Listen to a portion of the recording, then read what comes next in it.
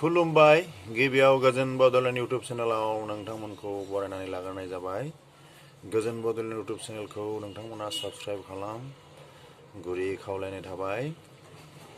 BTC गाहाय खुंगिरि हाग्रामा महिलारिनि नुजाथिनायाव BTC खुंथाय आरो गिबि मन्थ्रिनि गेजेराव गोनांथार सावरायमेल आरो बे सावरायमेलाव गुदियाव सावरायनाय जादों जाहाथे माने बिटिसिनि जौगानायनि थाखाय माखासे पेकेज जाहाथे बिटिसिआव हरो आसाम सरकारा, बेखौ हाग्रामा महिलारि बिथाङा माने खावलायदों।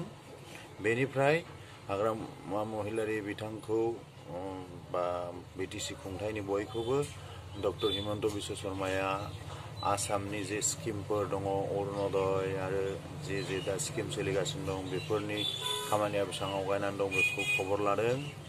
बेनिफ्राय नभेम्बरनि गेजेरावनो मावजोबनो खावलायदों जिल्ला बेंगिरिफोरखौ अरुणोदयनि खामानिखौ, आरो अरुणोदयआव 50,000 गोदानै सोबावगोन होनदों। दा बेखौ जिल्ला बेंगिरिफोरखौ बुंदों जे नोंथांमोनहा मोजाङै सालिजारि खालामनानै मोजाङै नायनानै बे खामानिखौ थाबैनो फोजोब होननानै नभेम्बरनि गेजेराव। एबसुनि दैदेननायाव बर'नि गुबुन गुबुन माहारियारि आफादफोरनि गेजेराव गोनांथार सावरायमेल। दा फैगौ 10 नभेम्बराव गुवाहाटीआव मोनसे गेदेर सुबुंगमा हाबाफारि लादों एबसुआ। दिपेन बर'आ बेखौ फोसावदों।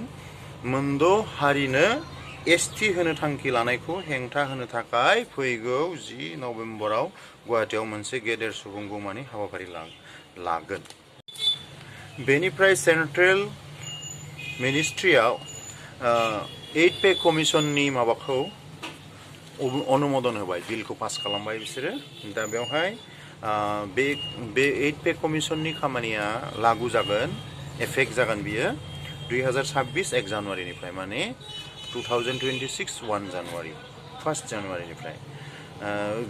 दा बेवहाय 1 कोटिनि बारा माने साख्रियाल आरो पेन्सनधारि सेन्ट्रेल कर्मचारिफ्रा बिसोरो बहुत उपकृत, माने बिसोरनि दरमाहाया गोबां बांगोन 8 पे कमिसनाव, बहुत हयथ' 80% बांनो हागौ। 80% माने अंकजों खोन्थाबावनोसो गोसो जाबाय आङो। जायफ्रा 1 लाख बिसना होमबा 180 जाहैगोन, 80% नालाय जोबोर मोजां खबर बियो। बेनिफ्राय अगप'जों माने एजिपिजों बिजेपि माने एनडिएनि एलायन्सआ थागोन फैगौ 2022नि इलेक्सनावबो, विधान सभा इलेक्सनावबो, खिन्थु सिटआ समस्तिया सोलाय सोल' जागोन आरोखि।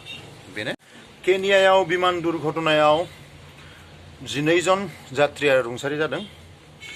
बेनिफ्राय इउक्रेना रासियाखौ आक्रमण खालामदों, माने इउक्रेनाबो जेननायाव गैया। दा बिसोरनि आक्रमण खालामनायाव मस्क' एयारपर्टआनो बन्द' जानानै दं। रादाबा एसेनोसै, गोजोन्थों।